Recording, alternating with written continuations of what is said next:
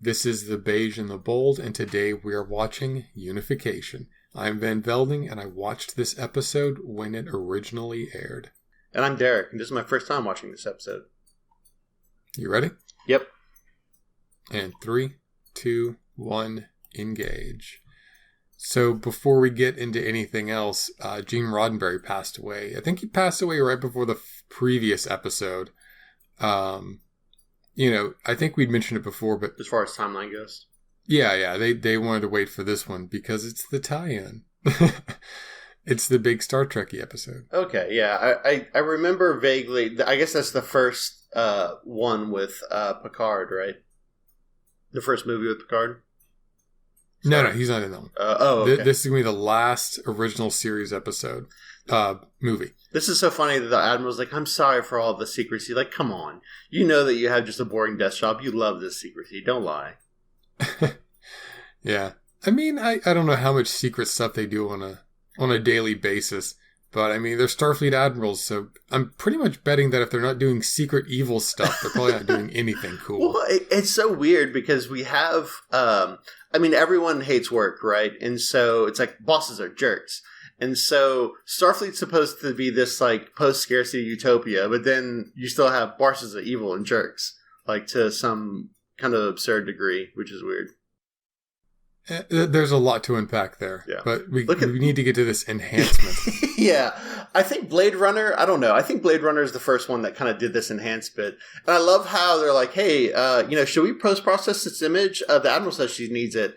No, they want to do the enhanced bit. Oh, okay, we'll just leave it rough then. So she's on some ship flying over here, probably in Excelsior, slow boating the whole way. And she's like, I gotta work on that PowerPoint for Jean-Luc. But I don't wanna. Yeah. I have all of these, like, she's in, like, her Admiral hot tub with her Admiral wine, listening to her Admiral, like, hard rock of the 2100s. And she's like, I could do it, but, oh, man, this is just really important Admiral stuff. Yeah. She's like, it'll be fine when I get to the Enterprise. And she gets there, and she, like, clicks the PowerPoint, and it's like, it didn't work, and she clicks it again. Yeah. And she's like, oh, man. And then it, like, clicks through 2 slides. She's like, Yeah. Oh, man, I just lost this whole thing. Listen, this is really the highlight of being an Admiral. Can we just go back? I'll just go back on my ship, and we'll do this whole thing again. Because I'm not feeling it, and I really wanted to land this. But after the 5th time of trying again, she walks off. Spock's a traitor. Yeah. Right, That's it. That's all. That's all I have. He's a traitor. Go handle it. Oh, I'm so done. I'm so done with today. And Picard's like, I'm incredulous about this. But I mean, Picard's like a company man, right? So he knows about Spock primarily through his mind meld with Sarek, right? And yeah, he's met him before in universe, but yeah, okay. Mostly the mind meld. I mean, I imagine all of, like, if he has any sort of, like, oh, Spock, it's primarily Sarek's emotion. Well, I don't know. Emotions, maybe not. But just stuff he got from Sarek, basically. I think that's fair. I think Spock's reputation precedes him slightly. And okay. Let me correct myself. Picard said that he'd met Sarek at Sarek's son's wedding some years ago, but we're never told which son. Although the dude's got 2. Yeah, because I mean, the dude's got so many wives, he's got to have more sons, right? But we'll get into that later. Yeah, I mean, yeah, you assume. And we only know about 2. And one of them is property of Paramount Pictures, so he doesn't appear in TV so much. But I guess he's dead, too. He's dead, too, so it's probably Spock. My bad. Forgot Cybok died. He blew up God's face. Anyway. Bastard. Yeah, so, I mean, we're kind of just, I think we're kind of sort of setting up the whole parting ways thing. We don't always get just a whole scene with just Picard and Riker. And so they're having kind of this, like, hey, let's get Riker screen time so that when he's the one running the scene without Picard, it doesn't feel weird. Like, that's kind of my read on this scene. But it is kind of funny how he starts talking about, like, oh man, father and sons. And then Riker says, yeah, don't tell me. Which is kind of a nice callback because he didn't like his dad.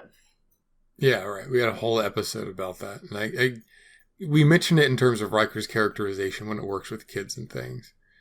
Right. That drives him. And it's a fairly consistent characterization of Riker that this series doesn't even know it's doing, it feels like sometimes. But, we just got the trailer for the new Picard series. Oh, yeah, you're right. You see Riker and Troy in there, and they're just, like, living in a cabin and stuff. Yeah. And you're like, why would they leave Starfleet? It's like, well, maybe they had kids. I mean, they obviously had kids. Yeah. So they quit Starfleet to be good parents. I'm like, that's nice. Yeah. Not everyone does that. And so this is, we get, after she, criticizes Vulcan's knowledge of what mint is, which I'm pretty sure there's probably some Vulcan nerd somewhere that's written a treatise on Earth mint and Vulcan mint.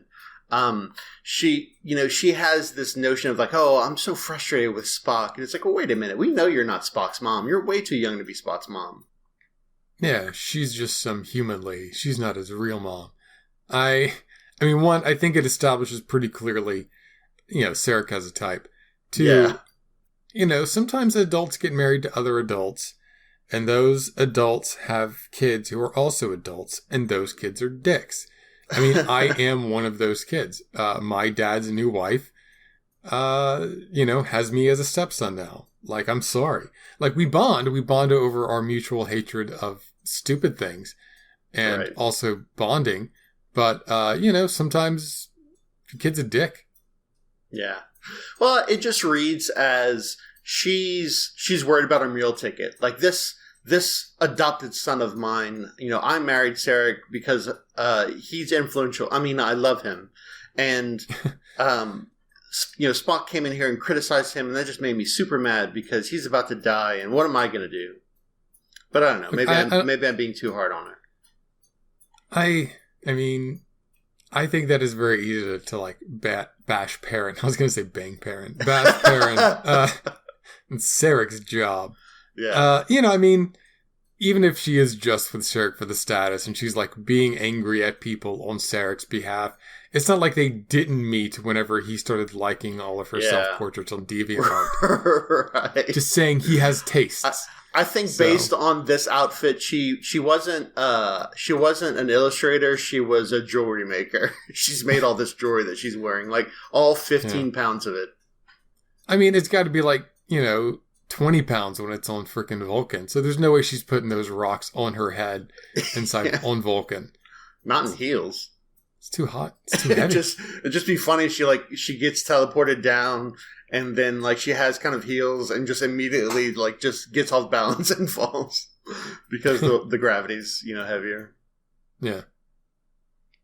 So, and this scene gives us our setup for, look, you can't just visit Sarek at the old folks' home. Right. You gotta. He has a public image, and so we wouldn't let anyone kind of besmirch that by privately seeing kind of what state he's in. But Picard has special access because mind meld. Yeah, and now our B plot, which is Riker's been put in charge of something and told not to screw it up. Yeah. When they talked about metal fragments, I was thinking like bullet fragments. I was thinking something really small. And then when they walk in, I'm like, oh, these are the metal fragments. That's like a whole ship. Yeah. I mean, obviously, not to spoil anything, this will tie into our A story. Right. And that Roman column in the back may have been a dead giveaway. And so there's this, I guess this is the Vulcan emotion room where it's full of sharp corners and Vulcans go here to be emotional or to just writhe in some sort of weird angst. This is where they keep their most sickest and ill people, Derek. The cold room. The cold.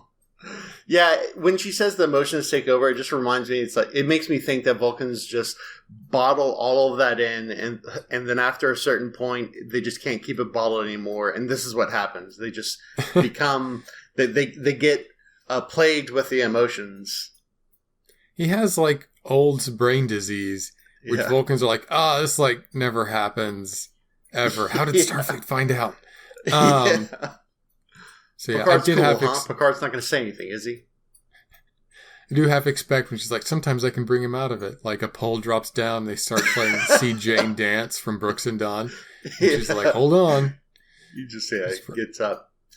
So Picard's about to say the secret word to just immediately get him out of this. But I mean, this is kind of the common thread with Sarek's plot line. He says Spock, and then he's like, what? I'm lucid.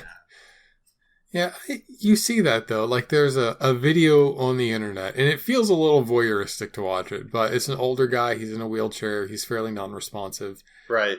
And they put some headphones on him playing, like, music from his youth, and he becomes, like, more lively and more animated and more responsive in general. And then once they take it away, he kind of reverts back slowly. And that's... Yeah. There are things that bring people out of this. This is funny where it's like, is that you? Is that Picard? In that jacket? It's hot on Vulcan. It's like, Picard, you're stupider than I imagined. Why are you not wearing thin, sensible linens? Indeed. But, Picard is willing to suffer for style, or what he believes to be style, it seems. In this gravity well, Picard, you will chafe your nipples. Your weak human nipples will bleed in no time. So yeah, we're getting a great scene from Mark Leonard here. Yeah, for sure. And this is going to be the last one, right? Yeah, initially going into this, I'm like, oh yeah, no, it's common knowledge. Gene Roddenberry died. Mark Leonard shot this scene, and then he died a little bit after that. No, I actually researched it because it's my job to do research. And he lives for like 5 more years. Yeah. He continues doing stuff. He's in a thing with like Walter Koenig. So yeah, no, he's good. I mean, he dies of, I think, blood cancer. Not even regular blood cancer, like platelet cancer. Yeah. This is interesting because if you're familiar with Vulcans and if you're familiar with Sarek, then you're going to feel a little bit off kilter about this conversation because he's being way too emotive. He's being way too responsive. He's talking to Picard as if he's another human, but it's subtle. Like if you don't know anything about Vulcans, you're like, oh yeah, no, it's just a conversation between 2 old dudes. But that's really kind of your first subtle foreshadowing that something isn't right here. Something's not right with Sarek. Yeah, if there's 2 words I hope to never hear after this 2-parter is done, it's the words Pardak and Crocton. Because I don't know why, I just freaking hate them. Okay, that's fair. Pardak. Pardak. It kind of sounds like parsec. I think the spelling is even like parsec, but instead of a C, it's a K.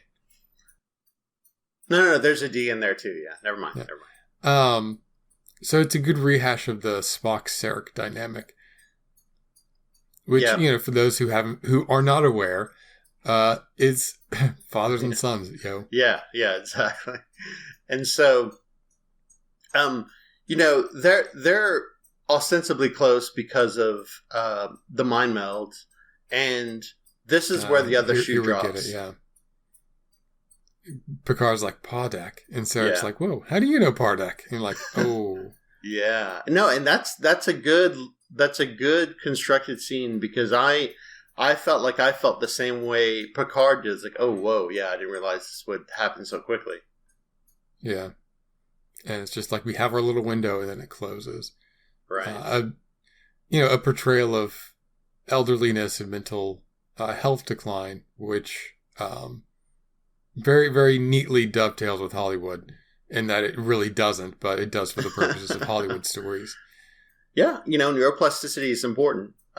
You have essentially clusters of neurons and they need pathways to other clusters. And if you don't flex those pathways every so often, they become islands. Yeah. So, and that's, whether you do or not, that's the horror of the human body. It has so many ways to just fail for no reason. So, yeah. So this is where we get a notion. I guess this is sentimental bits, but part of it is just a little tie-in to how far he's gotten, how far he's gone. He's, they're saying their goodbye, but Pardak is stumbling over his words, and eventually he tries to do, hey, do the hand thing that all the Vulcans do. The Vulcan salute. Right, but he can't do it. And you would think that's muscle memory, right? Like, that's something that he'd be able to do, cold, but he can't. And one great thing about catchphrases and recurring themes, and, I think we all grew up watching Voltron and He-Man and stuff, and they always use repetition in there. Oh, yeah. And to some extent, it's just for kids because that's something you can put on a t-shirt or a lunchbox or whatever. Right. Because, there is actually like a Vulcan salute emoji on a lot of emoji trays. You can then subvert it at times whenever you need to. Made popular by Big Bang Theory. Ugh, that feels gross. I'm sorry that I made that joke. You'll have to live with it. But, I guess in establishing those things, the Vulcan sign off, live long and prosper, and the Vulcan salute, they can say, hey, look, Sarek he can't do that. He's not physically able to do that anymore. Right. And we see that pattern broken, and it is very effective. Yeah, for sure. And, that's, I guess the one good thing is that if you have those kind of touchstones, you can kind of subvert them in ways to kind of add some extra bits of emotion where you need them. Yeah, and TNG doesn't even have Vulcans, really. Yeah. I think this is our second Vulcan episode.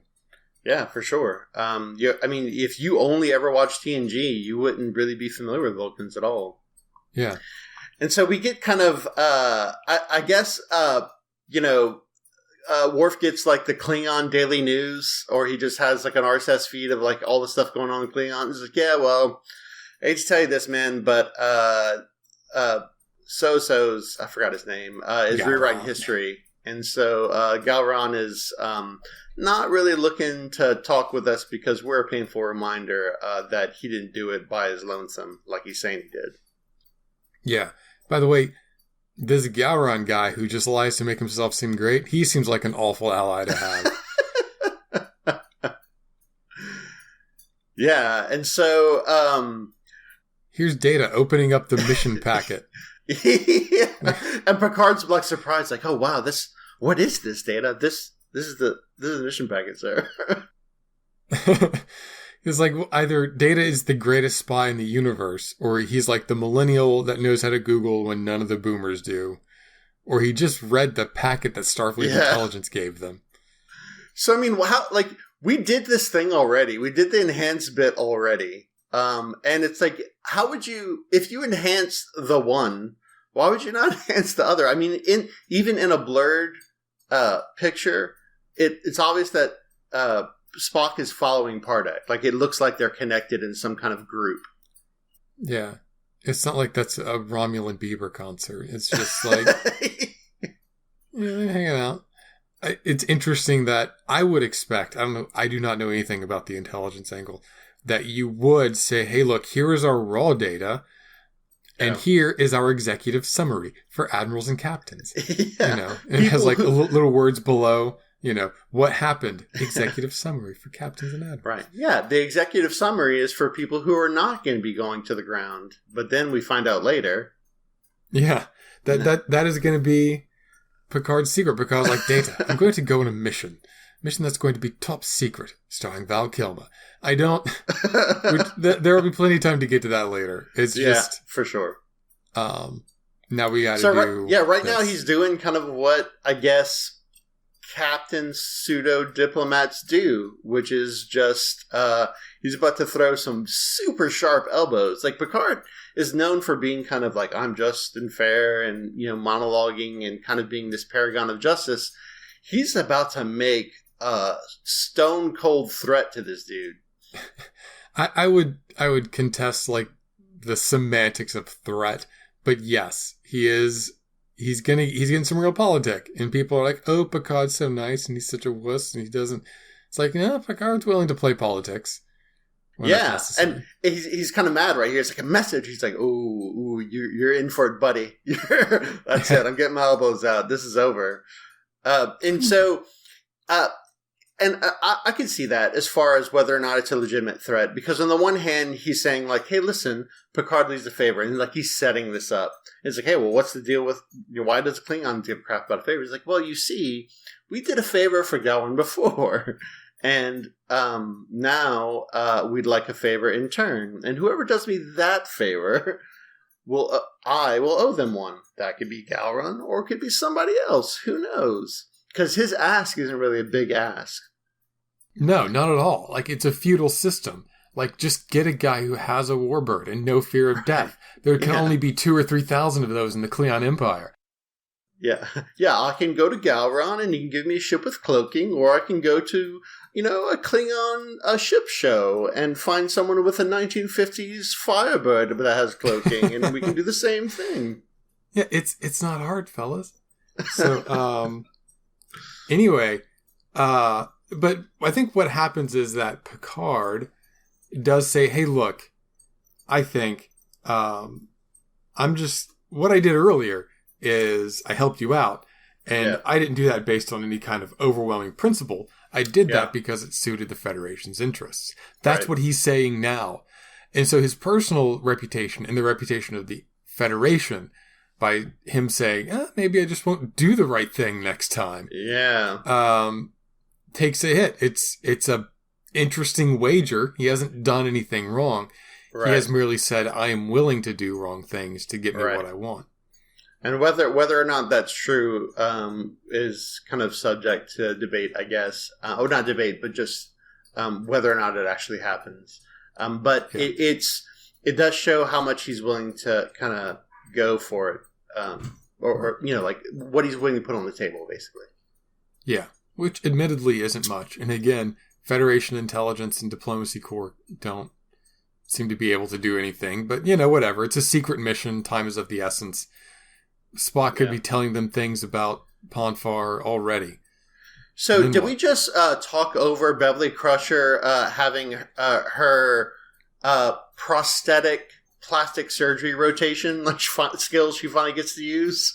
Like, why is she the one doing all of these plastic surgery related things for this spy mission? Like, surely there's someone that we're talking about the head of medicine on the entire Enterprise. Yeah. She's the doctor. She has doctor skills. I'm sorry, do you expect her to be like, the plastic surgeon will be with you shortly, Jean-Luc? And then, a guy on, one of those tiny rolly chairs they have in doctor's offices rolls over, turns around, and it's Barkley with, a headlamp. He's like, all right. I just really want to see that dude that was cutting hair. I do some light plastic surgery on the side. They mentioned him making a hairpiece, I think. Yeah. Mr. Mull, get your hairpiece together. I'm that's cool. They're going to call back Tomat. He's not going to appear a lot more time.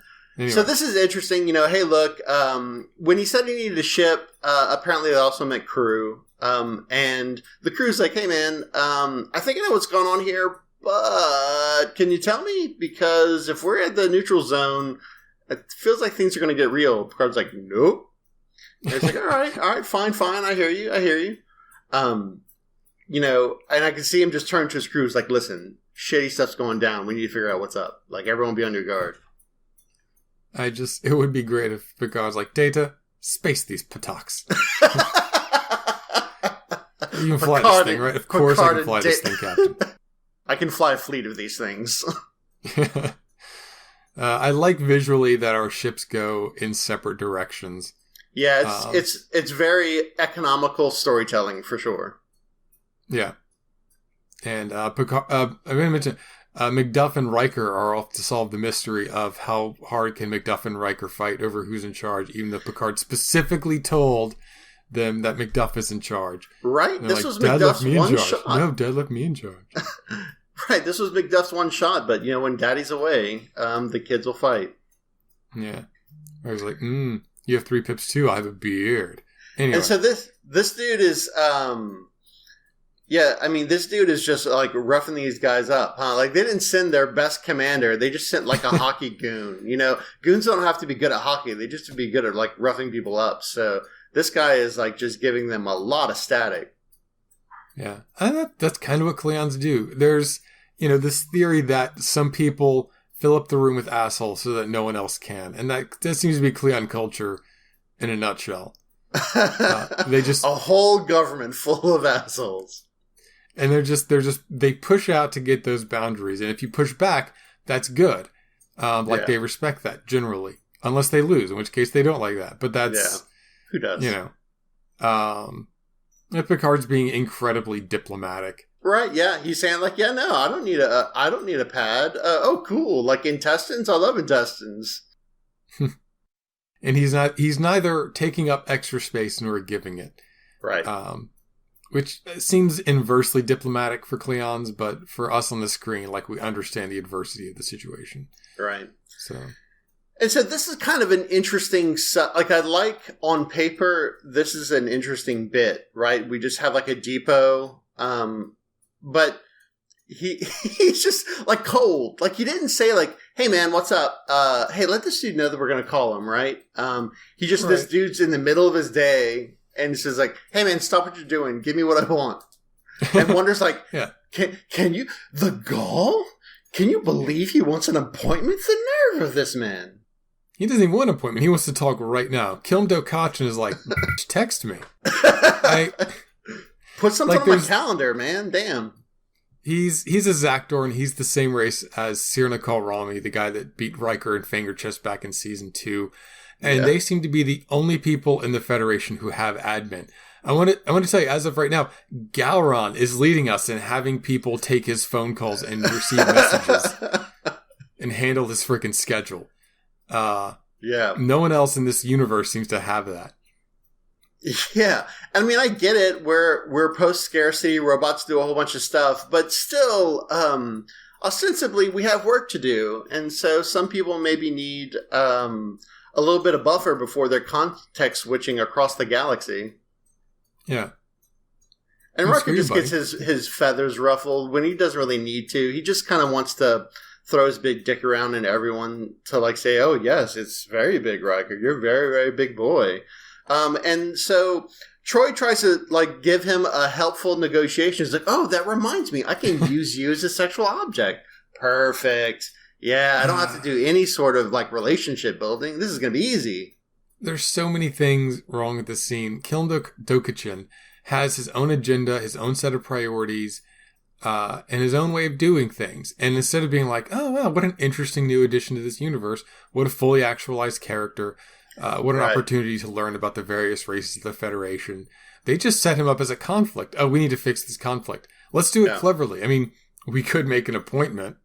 It's primetime television. Croy, be pretty at him. And this could have been, I mean, Hollywood isn't very good at recognizing when they do this. That being said, this could have been a lot worse. This could have been just this old admin like, come, so you're pretty, and he thinks that because you're pretty, look, he's smiling like a, anyway, he's like, oh, you're going to be pretty, so you're going to get more things out of me? Well, he's probably right. Come sit on this admin's lap, and starts pinching her cheeks and stuff. But at the very least, he doesn't do that. He just really wants someone to share in the things that he thinks are interesting, which we get a little bit later. Yeah, I mean, someone to just not be a dick and demand things from him. Someone to not call him in the middle of his day and start throwing out orders. And whenever he gives Helm a course, I love it. Yeah, it's good. Because he runs his own shipyard. Like, he's got his own little universe happening here, and we're just being a part of it. He's even charming in his own way. Once we have to get this faux conflict resolved. Yeah, he's talking about like, oh yeah, I found an eel. And he's like, oh wow, really? He's like, I still have it. And it's just, I mean, it is kind of like a nice little thing. And so at the very least, they didn't like he didn't put his hand on her thigh or some stupid nonsense like that.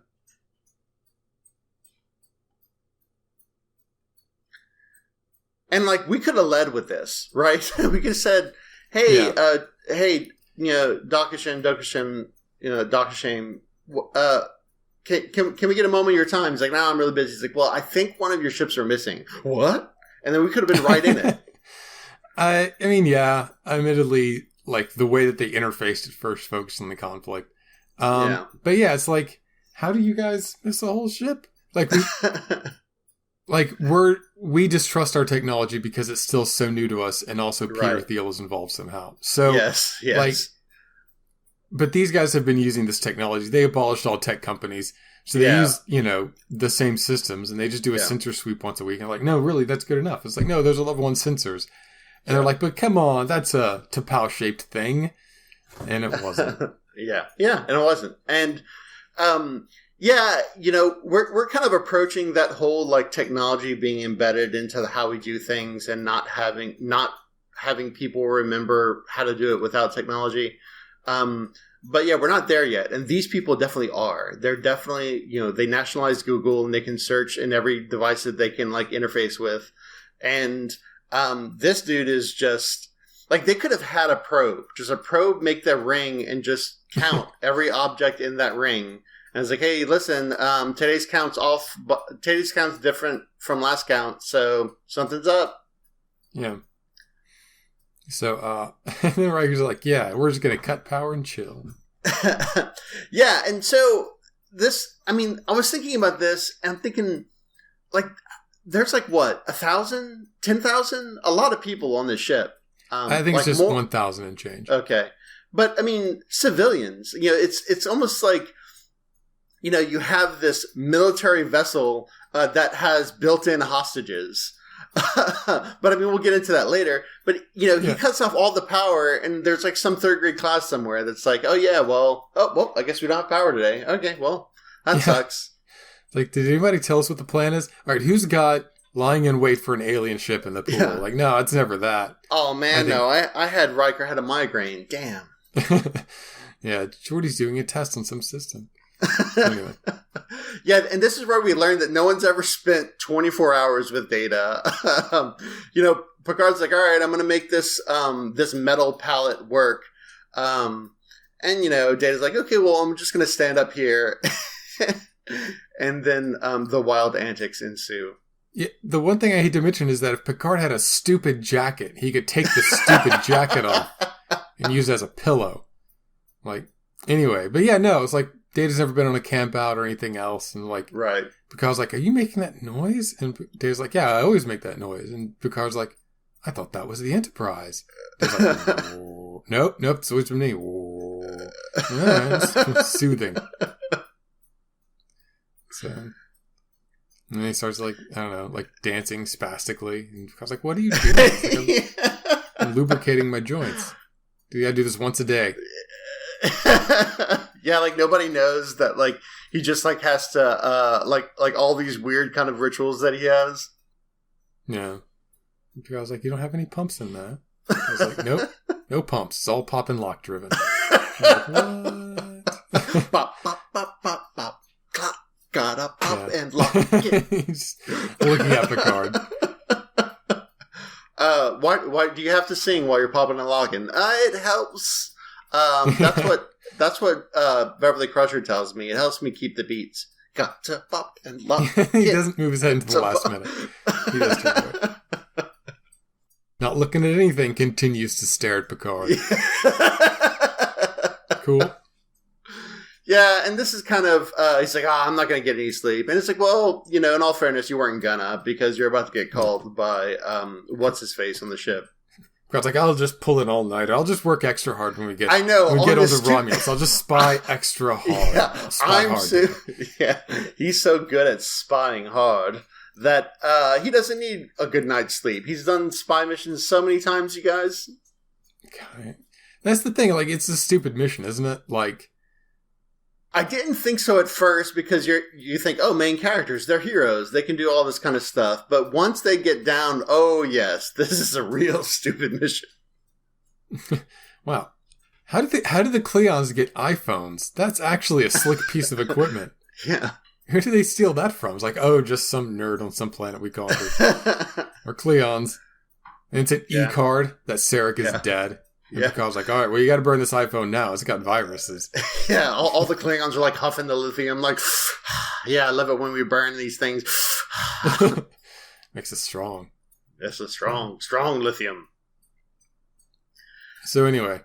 Yeah. So we got a bunch of civilians on this ship, and we're about to get into a pretty heavy firefight. This is like if a SWAT team's like, all right, we're about to breach. Has everyone got their infant a trap to them? It's like, all right, let's go have a firefight with our infants on board.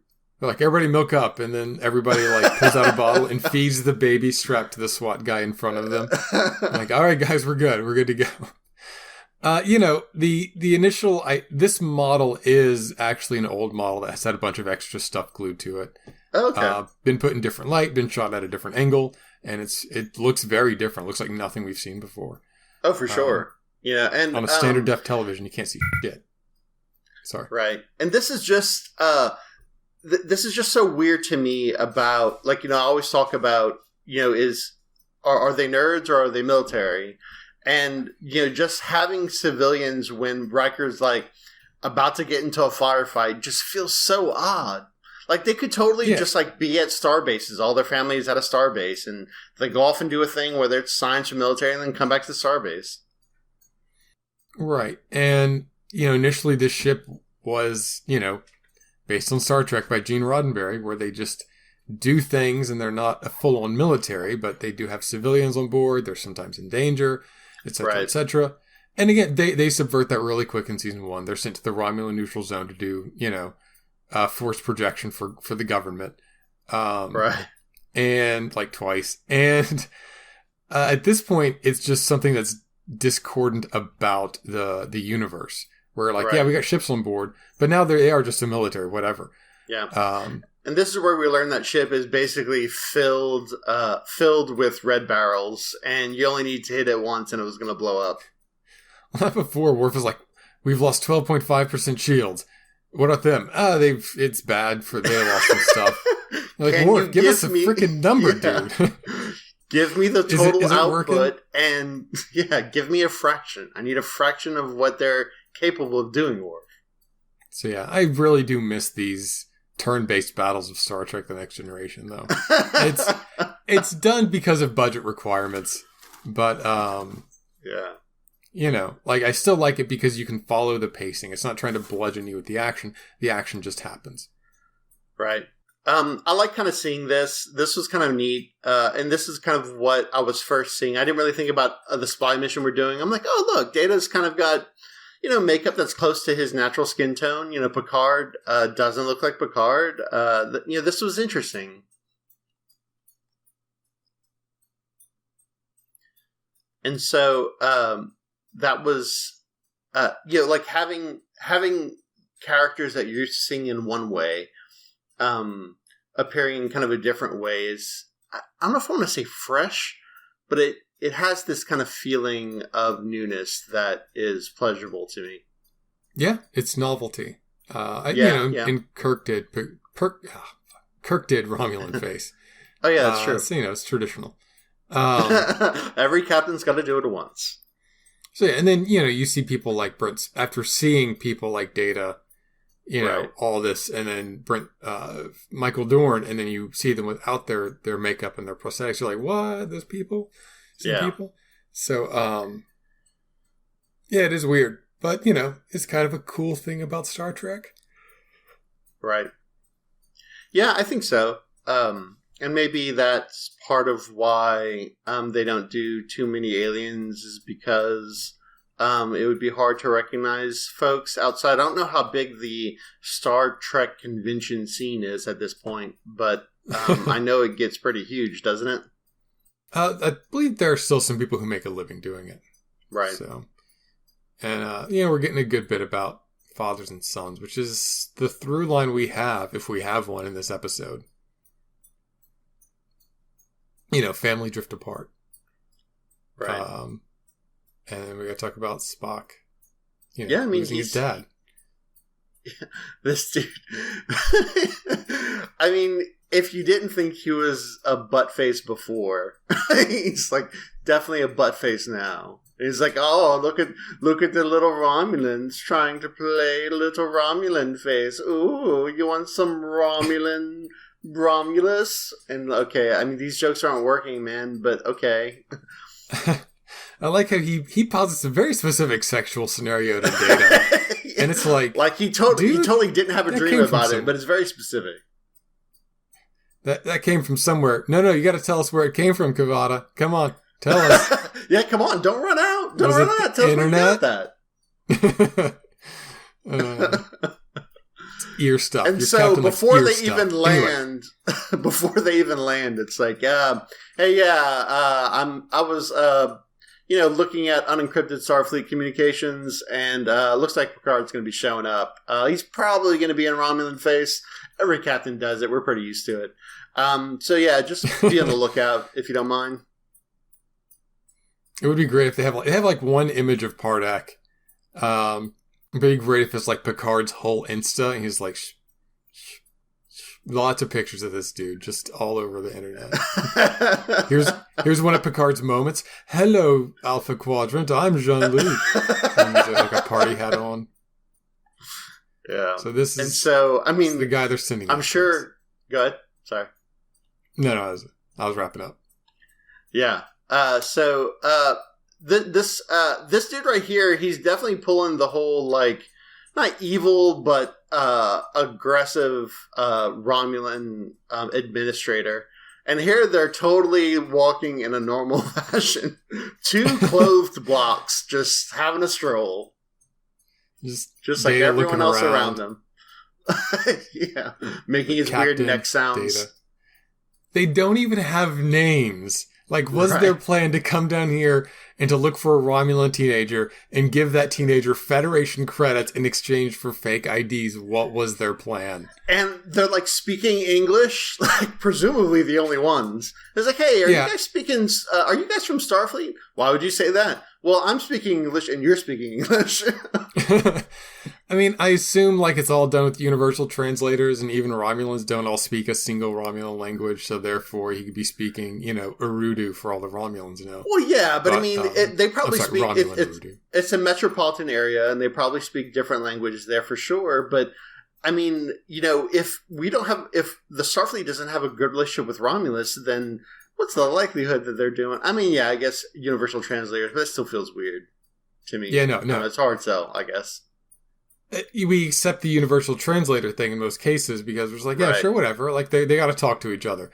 But this is a situation in which that would legitimately be a conflict, a struggle, And here they go get some soup at Jatan's Spy Emporium, where spies get 30% off.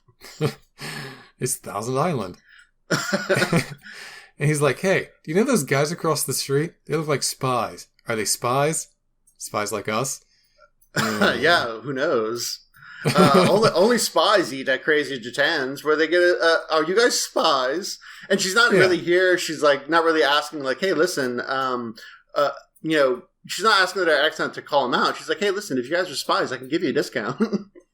Because she immediately sniffs them out. This is the first Romulan they have spoken to. It's not even a border guard. Right, yeah. And Data goes into his long backstory that I concocted all night while popping and locking about how, really our accent comes from this very obscure area that commingled with, and Picard's like, yeah, no, we're not from around here.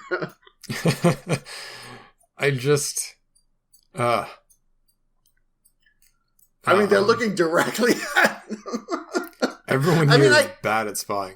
I get it that, like, ship just flew up to the Romulan homeworld and just beamed down two dudes, and no one seems the wiser. No one even noticed till they went to the Crocton segment. Yeah. Well, I mean, that dude was like, hey, listen, heads up, Picard's coming. And then, like, you have the senator, which I guess is interesting. Like, he's a man of the people, right? But he's just, like, in the street. And people are just, like, randos are like, my neighbor's dog keeps barking at night. So, yes, I'll get to it. Come show me your neighbor's dog. Zoning my new garden. Oh, there you captured. And bam, the jig's up. So it's like, we were doing really good. No, you really weren't. No, you weren't bad. This is very bad. And so this is where we realize that he's Pardek's folks. And so luckily, Pardek is good, or at least sympathetic. We kind of got that because he wanted peace. But, I mean, they got them dead to rights. Like, Data and Picard, this could be the end of their story right here. It could be. And it probably should be. We have to get you off the street because you're just so bad at spying. You're the worst. I'm like, what? Those Romulan security uniforms were costumes? It's like, yes, they're all costumes. Nobody wears our hair like that anymore. Look at my hair. You see how stylish this is? I just got a haircut. What you got? That's a mess. It's a mess, Picard. Yeah. Hey! And he rolls up in here like, what up? I got an old Spock. Yeah. Here's the tie-in to episode 2. I mean, Spock. Yeah, so you get a shot of Spock at the beginning and a shot at the end. Not the strongest amount of Spock you've ever seen. Right. But that's it. Unification Part 1. Yeah, this was, it had some problems, I guess, partly because they were trying to do a little bit more. They have a 2-parter, so they can't just do a main storyline and then like a light B plot. They're trying to do like a heavy B plot, heavy A plot kind of thing, I think. And maybe they just moved too fast. I'm not sure. But we hit some good beats. Sarek died. And yeah, Sarek died. Spock's back. those are the beats. He blew up a ship, and then we found a ship that was blown up. That's like karma or something. Yeah. So So I mean, that's pretty much it. Maybe we'll hit more beats in part 2. Maybe so. We will see next week. And until then, remember Rand. I'll make this short because no one likes credits. Star Trek is property of CBS Television Studios and Paramount Pictures. We are watching Star Trek on Netflix. We are talking over Discord. And we are recording and editing on Audacity. The Beige and The Bold is hosted on Anchor and can be found on most podcasting platforms. I would also like to thank our senior officer Patreons for supporting The Beige and The Bold. They also make video editions of this podcast and remasters of old episodes possible. So thank you to Tracker by Moonlight and Miss Jess. If you have any questions or concerns about the show, please contact me at vanvelding@gmail.com or on Twitter @vanvelding. Thank you, and remember Rand.